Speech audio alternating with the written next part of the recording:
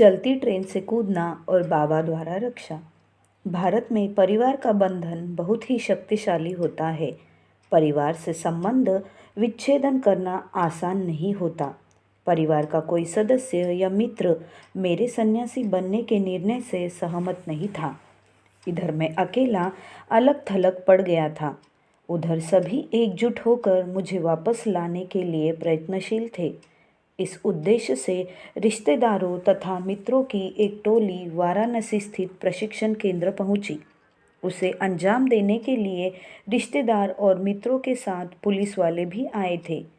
प्रशिक्षण केंद्र से मुझे निकालने के लिए वहां पूरी भीड़ पहुंची थी। प्रशिक्षण प्रभारी दादा यह सब देखकर भयभीत हो गए। आप यहाँ से जाइए और स्थिति सामान्य होने के बाद आइएगा, उन्होंने मुझसे कहा। यदि आप यहाँ से नहीं जाएंगे तो भीड़ तोड़फोड़ पर उतारू हो सकती है। वापस जाना मेरे लिए अत्यंत पीड़ादायक था, परंतु कोई विकल्प भी नहीं था। आश्रम छोड़ते समय जब मैं बाबा की प्रतिकृति के समक्ष साष्टांग प्रणाम कर रहा था, उस समय मेरा मन बिल्कुल साफ था। चाहे जो भी हो, मैं वापस आऊँगा। अस्थायी तौर पर ये लोग मुझे जाने के लिए विवश कर सकते हैं। मुझे विश्वास था कि जीत मेरी ही होगी। मेरा संकल्प अड़िंग था। किसी प्रकार की बाधा मेरे निश्चय को नहीं बदल सकती। स्टेशन पहुंचने पर मैं बहुत उदास था। मेरा मन चित्कार कर रहा था, परंतु सामान्य होने का मैं ढोंग कर रहा था। मन को थोड़ा हल्का करने के लिए मैं शौचालय गया, परंतु वे लोग शौचालय के दरवाजे पर खड़ा होकर मेरी निगरानी कर रहे थे। शौचालय में मैं विलख विलख कर रो रहा था और बाबा से कह रहा था, बाबा, मुझे सहन नहीं हो रहा है। मैं तुमसे दूर नहीं रह सकता। प्रभु, मुझे शक्ति और शांति दो। हठात बाबा मेरे मानस पटल पर दिखे। रोने से कोई हल नहीं निकलेगा, सांत्वना देते हुए बाबा बोले। अपनी बुद्धि का प्रयोग करो, इस स्थिति से निकलने का उपाय ढूंढो। इसके बाद मैं अपने को सबल और प्रसन्नचित्त महसूस करने लगा। वहाँ से भाग निकलने की मैंने योजना बनाई। मुझे विश्वास है कि इस योजना में बाबा का हाथ था। इस उत्प्रेरक अनुभूति के बाद मैं एक बदला हुआ व्यक्ति था। शौचालय से बाहर निकलते समय मैं पहले जैसा नहीं था। बाहर आकर मैं उन लोगों के साथ बैठ गया जो जबरन मुझे आश्रम से उठा लाए थे। उन लोगों के साथ मैंने एक छलवा किया। वाराणसी आकर आप लोगों ने मेरा बहुत हित किया है। अब मैं प्रशिक्षण केंद्र के जादुई प्रभाव से बहुत दूर आ गया हूँ। अब मैं सामान्य हूँ। यह अच्छी बात है कि आप लोग आकर मुझे बचा लिए। मेडिकल चिकित्सक के सुनहरे भविष्य को छोड़कर मैं कहाँ भटक गया था। हैदराबाद पहुंचकर मैं पुनः अपनी मेडिकल की पढ़ाई शुरू करूंगा। मेरे जाल में लोग फंस गए। एक साथ हम लोग भोजन किए। उन लोगों को अब मेरे ऊपर पूरा भरोसा हो गया था। 4 घंटे बीत गए। गाड़ी अब इलाहाबाद पहुंचने वाली थी। मैंने सोचा, भागने का वक्त आ गया है। गाड़ी इलाहाबाद स्टेशन पर रुकी। मैं बैठा रहा। थोड़ी देर बाद हरी झंडी का संकेत हुआ और गाड़ी चल पड़ी। गाड़ी धीरे धीरे रफ्तार पकड़ रही थी। मुझे शौचालय जाना है, मैंने उन लोगों से कहा। कुछ क्षण बाद वापस आ जाऊंगा, मैंने उन्हें विश्वास दिलाया। मैंने उन लोगों का विश्वास जीत लिया था। इस बार कोई पहरा देने नहीं आया। दरवाजे पर पहुंचकर मैंने बाहर नज़र दौड़ाई। गाड़ी पूरी रफ्तार में दौड़ रही थी। ऐसी अवस्था में कूदना जोखिम भरा था। फिर भी बाबा का नाम लेकर मैं कूद गया। उस समय गाड़ी ऊंचाई से नीचे ढलान पर थी। गाड़ी तीव्र गति से दौड़ रही थी। हवा में छलांग लगाने के बाद मैं ज़मीन पर गिरा और लुढ़कते हुए ढलान की निचली ज़मीन पर रुका। मुझे चोट नहीं लगी। उठकर भागा। बाबा कृपा से मैं बिल्कुल ठीक था। वहाँ से भागकर मैं इलाहाबाद के छोटी लाइन वाले स्टेशन पर आया। वाराणसी जाने वाली गाड़ी पर सवार होकर मैं वापस आ गया।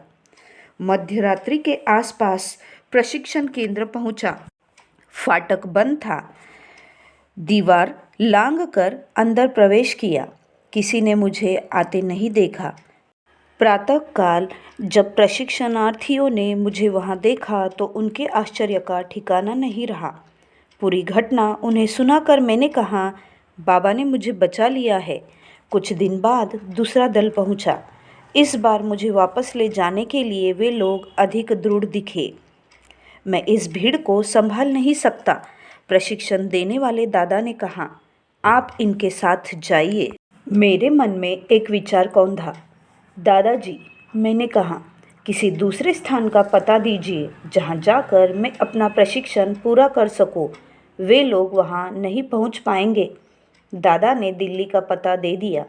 मैंने दादा से कुछ पैसे की मांग की ताकि हैदराबाद पहुंचने के पहले भागकर दिल्ली जा सकूं। दादा ने पैसे नहीं दिए। फिर भी मुझे इसका दुख नहीं था। प्रसन्नता इस बात की थी कि बाबा ने प्रशिक्षण पूरा करने का एक और मौका दिया। प्रसन्न मुद्रा में मैंने गुरु पूजा की। साष्टांग प्रणाम कर दूसरी बार मैं वाराणसी प्रशिक्षण केंद्र से विदा हुआ। जब मैं वहां से विदा हो रहा था, दादा ने बुलाकर रुपए दिए। यद्यपि यह राशि बड़ी नहीं थी, फिर भी मैं प्रसन्न था। सोचा, इससे कुछ तो मदद मिलेगी ही। यह भी सोचा, हो सकता है यह राशि पर्याप्त हो। इस बार मुझे लेने आए लोग अधिक सावधानी बरत रहे थे। दिन भर की यात्रा के बाद दूसरे दिन हम लोग नागपुर पहुँचे। चूँकि मैं काफ़ी समय तक उन लोगों के साथ सहयोग करता रहा, इसीलिए वे लोग बहुत हद तक मेरे विषय में निश्चिंत हो गए थे। नागपुर से चलने के बाद गाड़ी किसी छोटे स्टेशन पर रुकी। जैसे ही गाड़ी चली, मैं दौड़कर दरवाजे तक गया। इसके पहले वे लोग मुझे रोक पाते, मैं गाड़ी से कूद गया। इस बार गाड़ी धीमी गति से जा रही थी, इसीलिए मैं गिरा नहीं। उठकर स्टेशन की ओर दौड़ा। देखा, एक गाड़ी विपरीत दिशा में जा रही है। किसी तरह उस गाड़ी में चढ़ गया। वे लोग दरवाजे पर खड़े मेरी तलाश कर रहे थे। वे चूक गए। मैं उनकी पकड़ से बाहर निकल चुका था। इन सारी उठापटक के बाद किसी प्रकार मैं अपने परिवार वालों के चंगुल से छुटकारा पा सका। बाबा की कृपा के बगैर यह संभव नहीं था। इन घटनाओं ने मेरे मन को और दृढ़ बना दिया। परिजनों तक मेडिकल की पढ़ाई से मैंने अपना नाता तोड़ लिया था। सन्यासी बनने का मेरा इरादा और पुख्ता हो गया। गाड़ी जब नागपुर पहुंची, मैं गाड़ी से उतरकर दिल्ली जाने वाली गाड़ी ढूंढ रहा था। पैसे के अभाव के कारण बिना टिकट के दिल्ली जाने वाली गाड़ी में सवार हो गया। मध्यरात्रि में गाड़ी वीना स्टेशन पहुंची। यह सोचकर कि यहाँ से दिल्ली दूर नहीं होगी, मैं टिकट लेने के लिए गाड़ी से उतर गया। जैसे ही गाड़ी से उतरा, टिकट संग्राहक ने मुझे रोककर टिकट दिखाने को कहा। मैं टिकट लेने जा रहा हूँ, मैंने उसे बताया। नहीं, मैंने आपको इस गाड़ी से अभी उतरते देखा है, उसने कहा और बिना टिकट यात्रा करने के जुर्म में बुक कर देने की धमकी दी। मुझे डर लगा कि कहीं वह मुझे हैदराबाद न भेज दे, जहाँ का प्रशासन मुझे ढूंढ रहा है। मैंने निवेदन किया, मेरे पास 25 रुपये है। उसने कहा, ठीक है, उसमें से मुझे 10 रुपये दे दीजिए और मैं आपको दिल्ली जाने वाली गाड़ी में बैठने दूंगा। मैंने राहत की सांस ली। उसे 10 रुपये पकड़ाकर दिल्ली के लिए रवाना हो गया। अगले दिन प्रातः गाड़ी आगरा पहुंची। मैं अपने को अक्षुण्य समझ रहा था। तभी एक टिकट चेकर आया और टिकट दिखाने को कहा। मैंने निश्चल भाव से कहा, 10 रुपये में टिकट संग्राहक को दे चुका हूँ। उसने कहा था कि आप दिल्ली बिना किसी परेशानी के पहुँच जाएंगे। दूसरे यात्री मेरी बात सुनकर हंसने लगे। मेरी बात सुनकर वह टिकट चेकर पेशोपेश में पड़ गया। उस टिकट संग्राहक को अनाप शनाप कहते हुए गुस्से से उसने मुझसे कहा, बिना टिकट यात्रा करने के जुर्म में आपको दंडित किया जाएगा।